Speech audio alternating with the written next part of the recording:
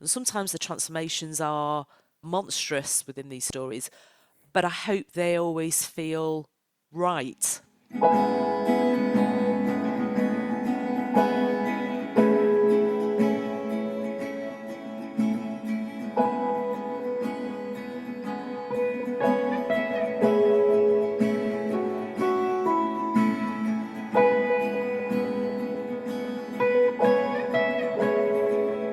This is Writer's Mosaic in Conversation. Poet and sacred teacher John Siddique talks to doctor and author Priya Sharma about empathy in both her fields.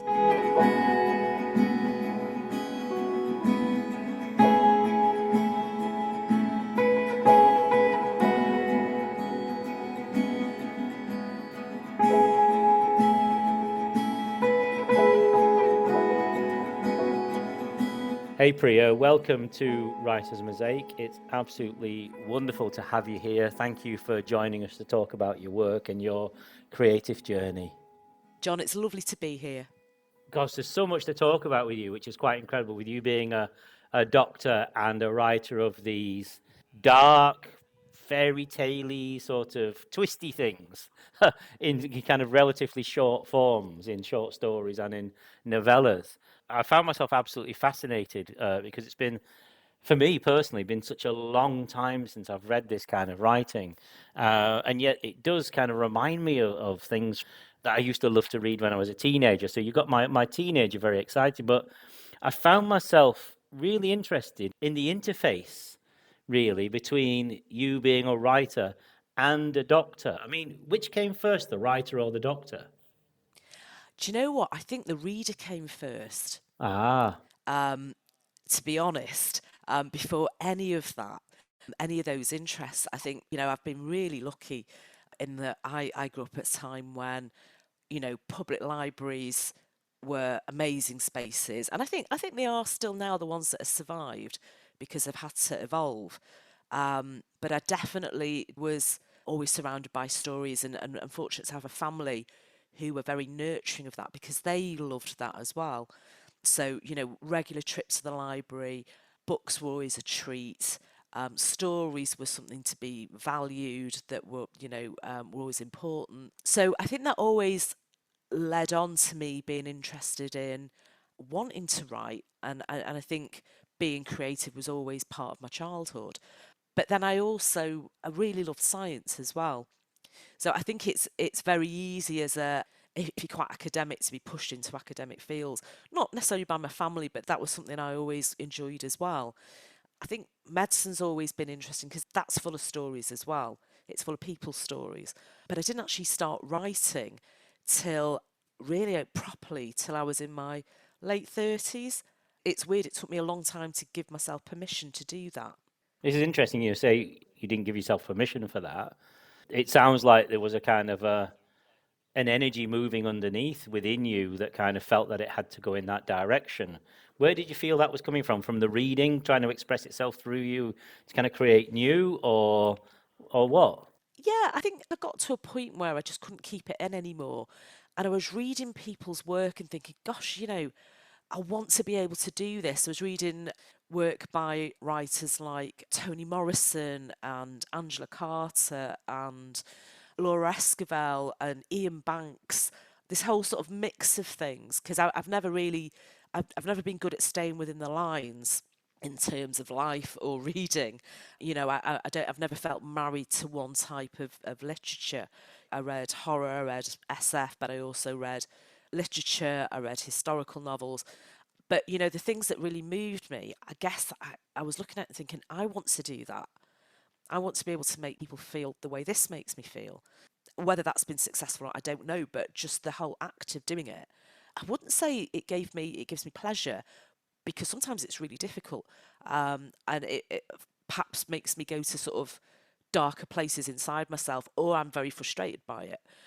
But it certainly makes me feel more satisfied. I think I'm a nicer person to be around once I've written something that I'm satisfied with, I'm happy with. Yeah, I recognize that in myself.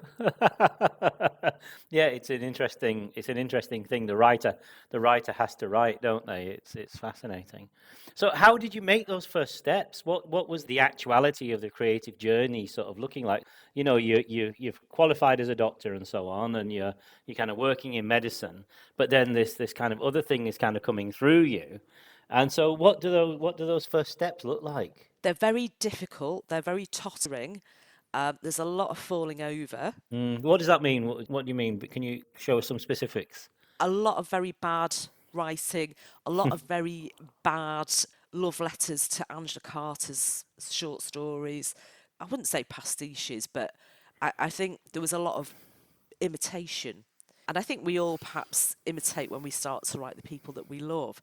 But then it grew from there. I think, there was a lot of short story submissions to very tiny venues and very slow steps of gaining confidence. And I think when I started reading slush piles for smaller magazines, I started to think more critically about what I was reading, and that shaped my writing as well. Eventually, I got to a point where I was writing things that I thought, actually, it's starting to look like the story I want to tell. And that took a while. That took me a while. I never went to classes. I never did writing courses. I was always, I think I lacked confidence to actually stand up and show people what I'd written. I remember being in Borders one day. I don't know if you remember the big bookshop Oh, I love Borders. borders. Yeah, I Yeah. mean, I was gutted when that went. I mean, I love the independence, but I actually, on a Friday night, being able to go and buy a coffee at 8 o'clock at night and buy a book, it felt very civilized. But I remember being in there and there was a writing class in a corner, and I stood watching them, and this woman got up and read this piece. And the thought of doing that actually just turned my guts to water. But I so admired it. So I do really admire people who do some form of education around writing, although my worry always is I never want to be part of a group that turns out 30 people writing the same. There's a lot to be gained and there's a lot to be lost from formal education, I think. No, I hear you entirely. I run a little online kind of writing thing. I put like a writing prompt up every month and kind of just trying to figure out how to steer people away from creating the workshop poem or the workshop story, that everything is the same is kind of like it's a kind of huge consideration. With you, that's really interesting because there's a very clear voice that kind of comes through in your writing. I've just, read your book, All the Fabulous Beasts, and while the stories are all so different, I think I wouldn't say I've got you down. I'm always happy to be surprised. You're in there, you're definitely in there, which is really, really interesting. Thank you. I think everyone's got to have their own USP, as it were, but not be trapped by it. I think my fear is I don't want to write the same stories in the same voice necessarily over and over again. I think we are the source of all our own stories. We're always in there. It's how do you keep it fresh and interesting for yourself, as much as for people who are reading it. Yeah, and I found that with your book, I was like thinking, oh, I wonder if where's this story come from, in her life, as it were, and what was the kind of what was the inspiration from this, and I wonder if that links back to an event or something like that that kind of set this whole chain off or something. Now that you've moved forward, you actually are turning stuff out. You are sort of getting very well published and you're winning some awards and things like that. How do you find the interface between sort of writing and medicine now for you? There's always that very tense dynamic of energy and time, isn't there? How Mm. much energy do I give to this? How much do I give to that? And unfortunately, I think certainly the last few years, writing's been it's definitely been put on a back burner, but it is coming back. It's interesting, and I just wonder if. I think sometimes it's about filling that well, isn't it, of getting your energy back up, but also experiences as well, because I think the last certainly confinement and COVID, I felt like the whole world narrowed down in some ways, and now I feel it's starting to open back up, and I'm looking around again with perhaps fresh eyes. I think medicine's always, in some ways, you've got to be quite dispassionate about what you do, but you're still on, you company along people along these emotional journeys, I think that always sort of translates for me into writing, obviously without betraying people's confidences and telling their stories, which is not my place to do. Mm. But what I can write about is my own reaction to that and how that makes me feel. Mm. And to be honest, a lot of my writing is about me anyway, in very veiled ways. Yeah, absolutely. That's, one, it's seeable, but two, absolutely understandable as well. Let me just ask you about your writing, because your work is not my own usual genre of reading, but I'm always trying to read against myself. And as you say, we try to write against ourselves as well. I really like this idea of write what you don't know. I mean, sort of typical creative writing theory is write what you know, but actually writing what you don't know is much more interesting. And reading what you don't know is very Yeah. interesting as well, isn't it? Yeah, I mean, don't give yourself a really narrow palette. Why do that? And I think in terms of write what you know, I think I'd probably die of boredom if you made me do that. I think what I know is in what I write, but I think you don't need to, I can't remember who said write what you but know what you write. I think you've got to learn that Yeah, and treat it with sensitivity and authenticity and sort of do your research. But I think write what you know. Oh gosh, I think I would. Yeah, I think I would wither because mm, writing's about exploration, isn't it? absolutely. And that's the invite, isn't it? The not knowing is the actual invitation to new creation into new things. And excitement as well. Absolutely.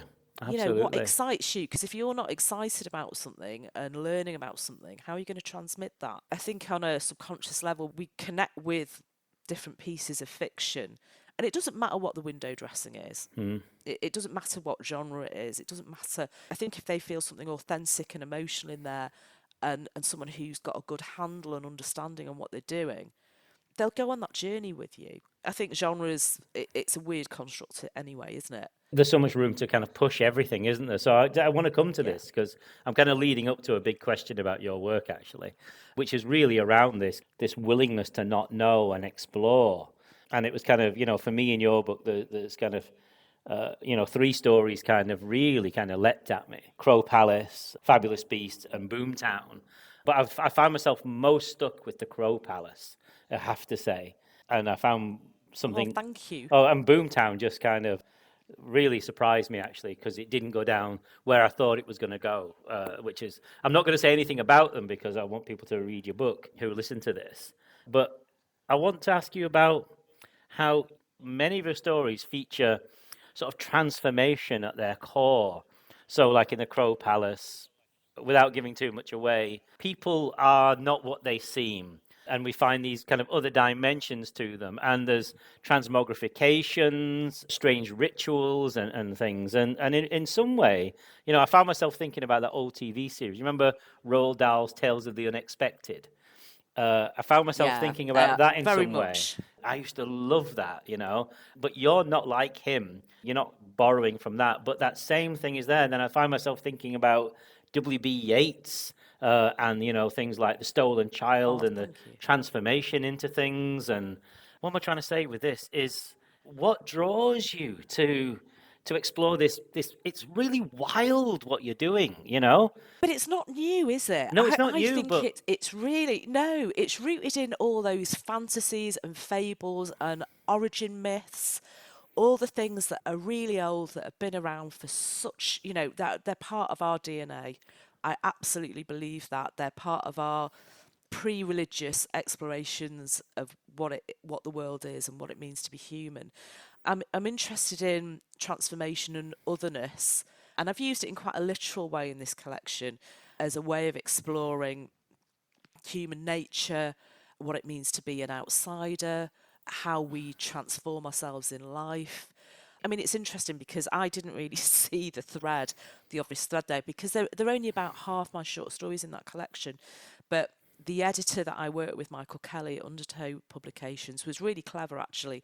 He very much saw the overarching themes that would make this a really cohesive collection. So I would say for writers as well, it's lovely to read a very mixed bag in a first collection, but I would really encourage you to look at how You can draw certain themes together in your work and styles because that makes it much, much stronger in terms of that first collection that you put out there. But for me, definitely, I'm always interested in otherness. I'm always interested in the natural world. So the two things kind of came together, and there are with the Crow Palace some very clear sort of parallels between us and the natural world and the brutality of it and the beauty of it and how we sort of change through life and how we sometimes revisit. I think there's always this dialogue between the past and the future in what I write, and how those old sins and inverted commas come back to haunt us, intergenerational issues, and how we come into our birthright, be that good or bad. Yeah, and within your stories, a little thread that I sort of felt was there, and I want to talk to you more about otherness in a moment. Is this also this kind of discovery of not being who you think you are? That seems to crop up Yeah. quite a few times, doesn't it? Yeah, and I think being perhaps not being who we are and being trapped in who we think we are, Oh yeah. and how do we escape that? We trap ourselves in our lives, we trap ourselves in our belief systems, we trap ourselves in other people's expectations, and how do we move out of that? And sometimes the transformations are monstrous within these stories, but I hope they always feel right. I hope there's a sense of freedom in them as well. Do you think that some of this is actually kind of, in a way, I didn't write this down in my questions when I was thinking about this last night, but do you think in some way this is a wonderful way for fiction to help us see our shadow work? Oh, definitely, definitely. I mean, it's all metaphor, isn't it? Absolutely. I think it's difficult. I'm not very good at the literal. I can't write straight fiction. For me, it's easier to look at things that I find painful or difficult in terms of making them magical or fantastic. It's why I love magical realism. It's what I like about good horror. It's what I like about good fantasy, I think. And I like those things where they're sort of based in reality. Something like Beloved by Toni Morrison. Well, that's a very visceral book as well, isn't it? Yeah, absolutely. I mean, on the face of it, it's fantastic, but it is very, very real. It's very painful, and it completely and utterly transmits all that pain in a way that's perhaps easier for me to process being written in the way that it has. Absolutely. While I was reading you, I was picking up this sense of otherness in in all of the stories, actually. Not just the transformation stories, but the ones that are kind of more set in a kind of more sort of human world as well, like Boomtown. And I couldn't help find myself wondering about you, about growing up as a kind of global majority person in this country, about working in the fields of medicine and now in fiction as well, and just the way things run, about that kind of taking into our DNA of that othering, that kind of continual othering that's there. And I just wondered just how you sort of felt that your writing was kind of meeting that. Oh, completely. Oh, this is all otherness is completely from me. As I said, I write myself over and over again, totally. And I think it's kind of strange because I mean, I grew up in a very white middle class market town in Cheshire, and I think as one of only two Asian families there, and from a mixed race family as well, which kind of I think maybe set us apart from them, and being fairly anglicised and perhaps divorced from a strong sense of an Indian community as well. Definitely felt outside everything, I think. And I wouldn't say that we were, a friendless family. I don't mean that. But I always felt different, Mm, definitely. And that definitely translates into my work. It's odd. I think in some ways it's almost been my superpower because one thing I sort of bemoaned through my sort of youth and the experience of racism and feeling different and wanting to assimilate, but actually being different has actually stood me in good stead, yeah. definitely in terms of the adult that I've become, and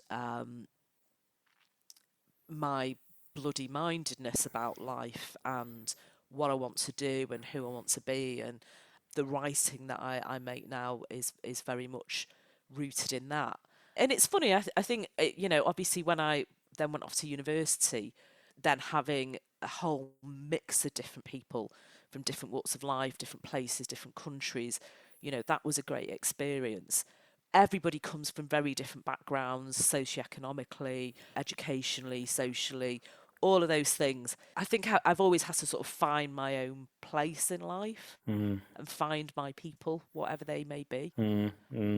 I hear you entirely. 'Cause, it's like hearing myself back. Similarly, I grew up in a mixed race family, and what's really funny is that even within kind of global majority platforms, the mixed race inverted commas the mixed race experience, because there's only one of them, is not really kind of credited or explored very well at all. So instead of going down a kind of reactionary route, what you seem to have done is you've allowed this to kind of be kind of food for your fiction and kind of channeled into your fiction in some way.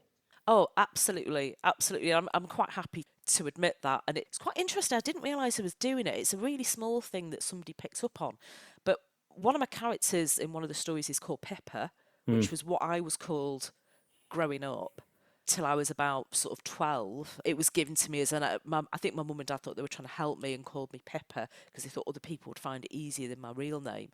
So Pippa appears in there, and there's also a character called Cariad Mm. that's mentioned, and Priya means dearest, and Cariad means dearest as well. So subconsciously, I've kind of laid loads of clues there to the fact that it is me in there. Yeah, it's interesting. I think we reveal ourselves whether we mean to or not Mm. in fiction, or certainly I do. Mm. I'm definitely there. I wondered if you would share with us some other writers. You talked about who you read when you were kind of growing up, when you were younger.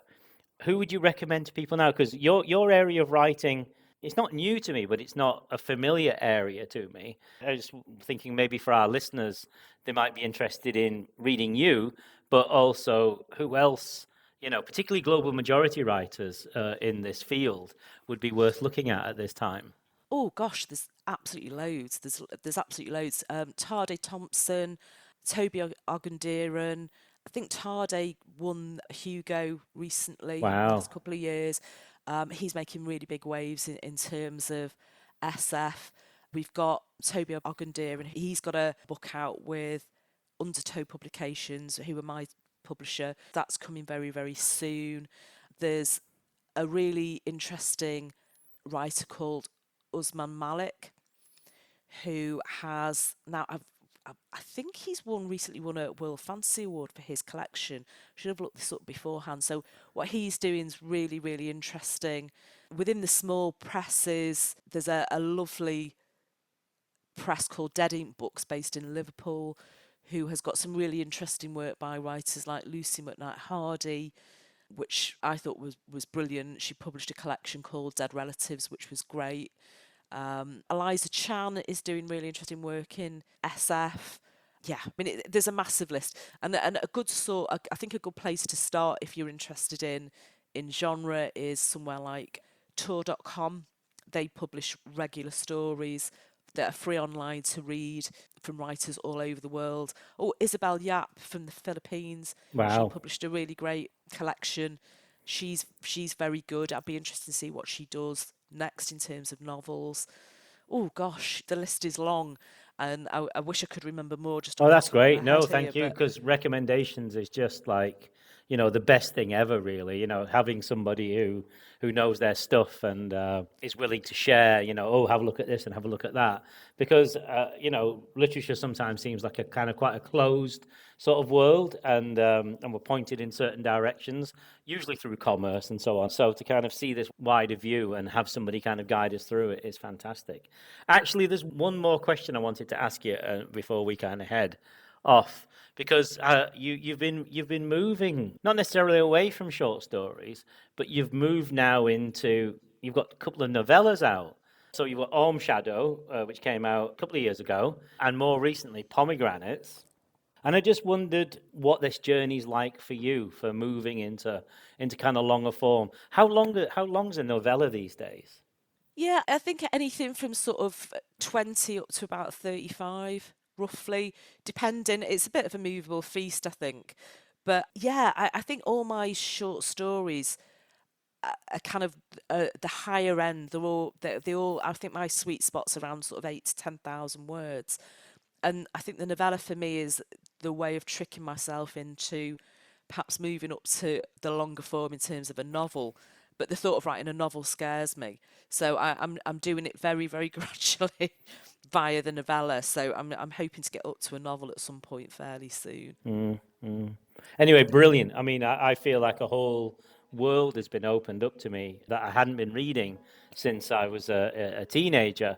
So I'm really, really grateful to you for that. Oh, thank you. I hope it's an exciting journey, and you find lots more stuff that interests you in that field. Well, thank you so much. Thank you for joining us on Writer's Mosaic. Thank you so much, Priya. Absolute pleasure. Thank you.